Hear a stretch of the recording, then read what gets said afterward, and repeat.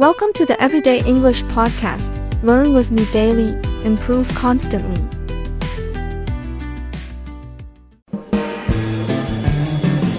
Hello, English learners. Welcome back to English Pod. My name is Marco. And I'm Erica.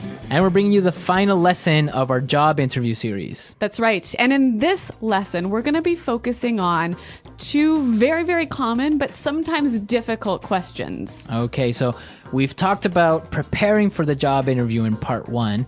Part 2, we talked about educational background and work experience. And in part 3, what are we going to be looking at? We're going to be looking at two questions: why we should hire you and your greatest weakness. Okay, so these are the classic, common questions that you'll get at a job interview, right? That's right. So why don't we just get started and we'll take a listen to the dialogue and see how our interviewee handles these questions.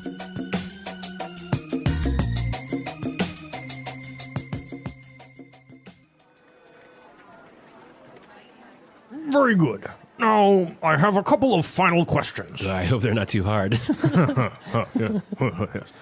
Well, why should we hire you? I think that I would be a perfect fit in this company.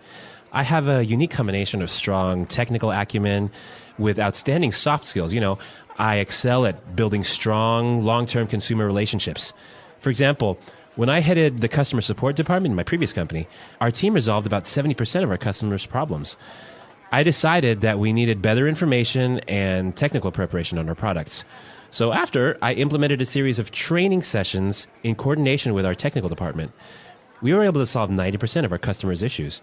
Given the opportunity, I could bring this kind of success to this company. Woo.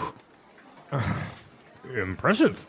So, what would you consider to be your greatest weakness? To be honest, I struggle with organization and time management. Punctuality has never been a strength of mine. I find it hard to organize my time effectively. I've actually addressed this weakness recently by attending a workshop on efficient time management. It helped me a lot by providing me with great insights on how to get organized and use my time efficiently. So I think I'm getting better now. Great. Well, let me tell you that I am very pleased with this interview. We are shortlisting our candidates this week, and next week we will inform our shortlisted candidates of the day and time for a second interview with our CEO. Great, thanks a lot. I hope to hear from you. Goodbye.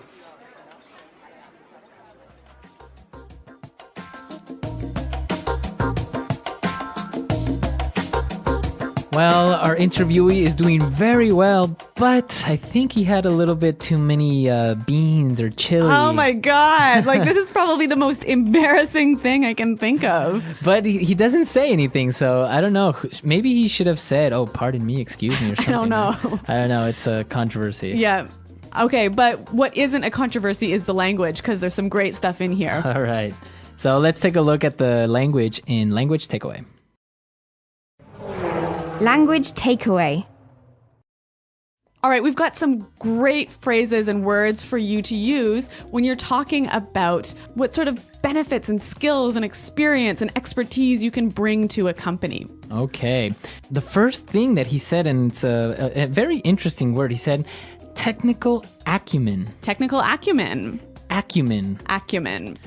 This is a really hard word. What is acumen? It's basically insight and understanding and the ability to make good and difficult decisions. Okay, so he has a very strong technical acumen. So a strong insight or understanding of technical issues. Okay, or I can change it and maybe say, I have a very strong business acumen. Exactly. These are the two most common ways that this word is used: technical acumen, business acumen. Okay, great. Now let's take a look at another word, which is very interesting because everybody knows it. Yes. Excel. Excel. Excel. Excel. Now, Excel is, of course, the software that you use, right? Yeah. But here it's a verb meaning to be really, really good at something. Right. To be the best, maybe. Yeah.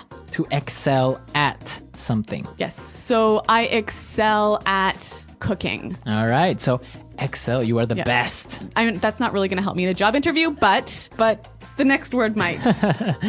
Head. Head.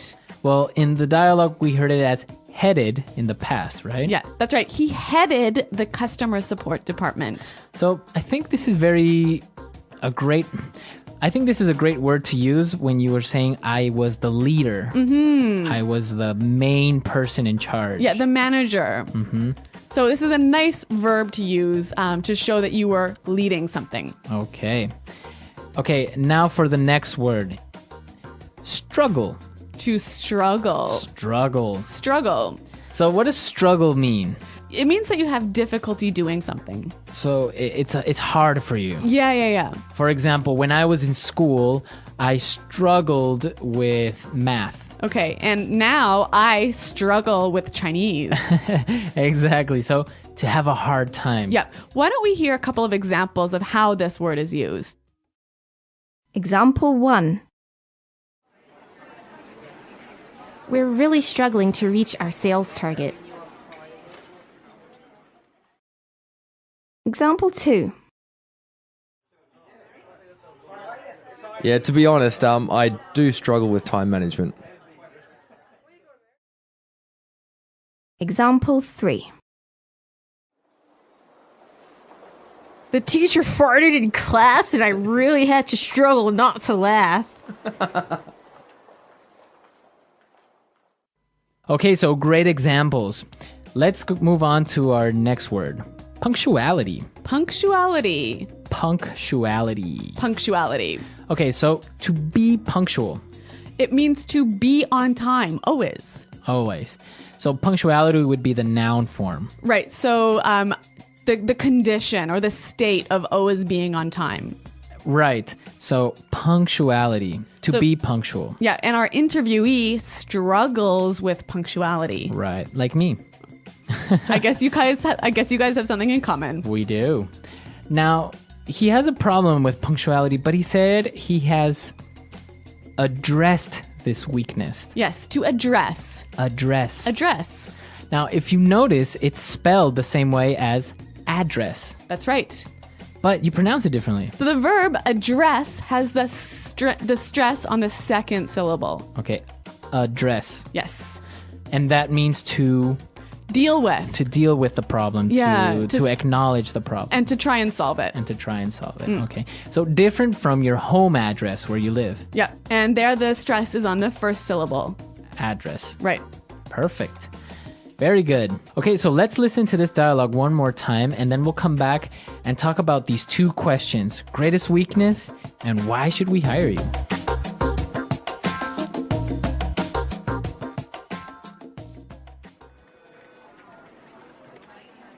Very good. Now, I have a couple of final questions. I hope they're not too hard. Yes. Well, why should we hire you? I think that I would be a perfect fit in this company. I have a unique combination of strong technical acumen with outstanding soft skills.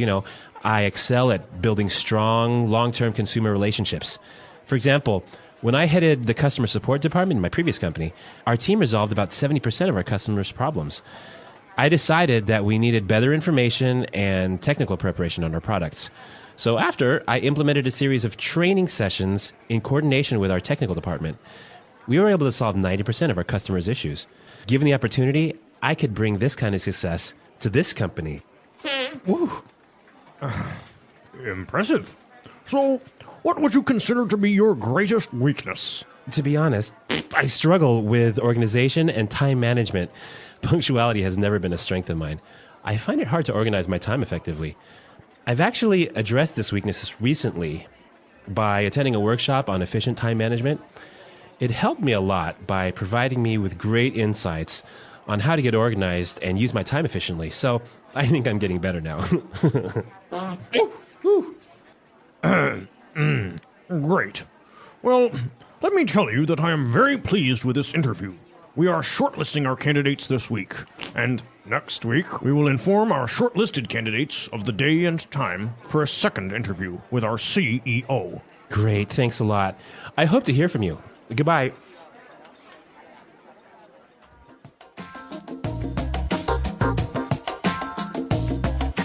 All right, Marco. Well, this classic question, why should we hire you? I think you'll hear it in many, many different interviews. And how did he deal with it here?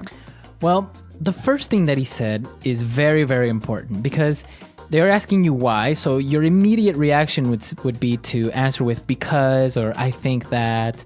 But there's a different way of approaching it, which is a little bit more professional.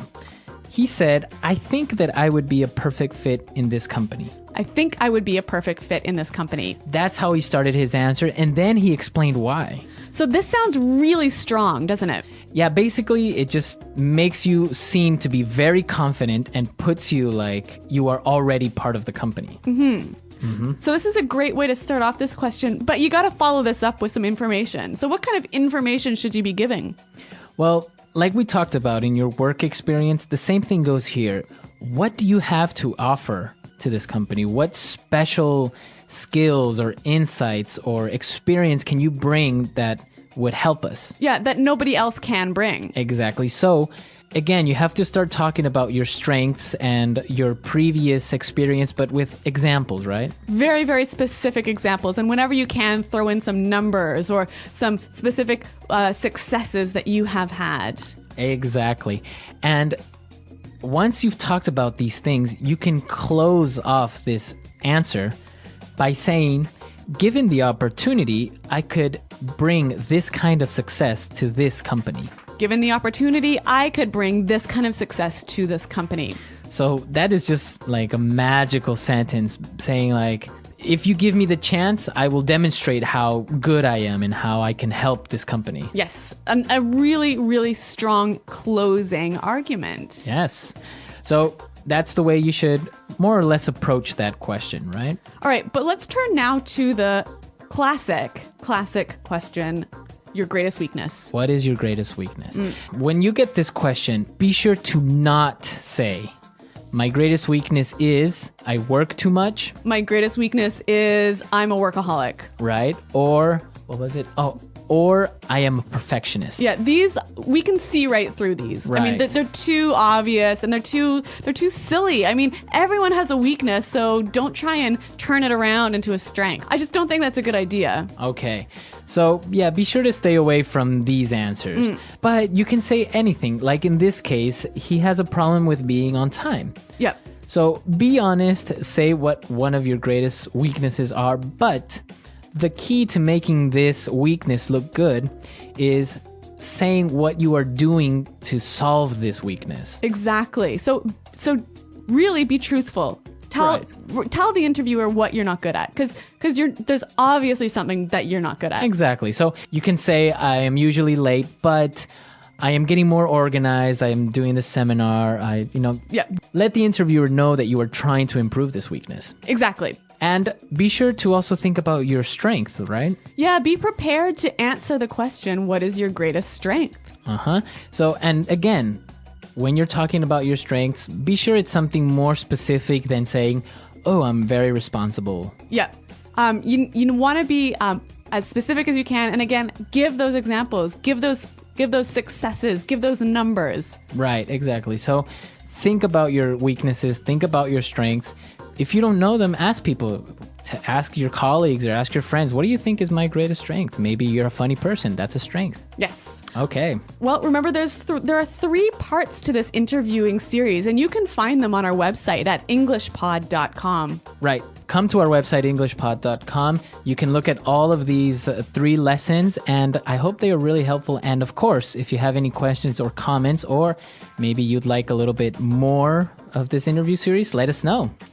All right, guys. Well, thanks for listening. Good luck in your interviews, and until next time, goodbye. Bye.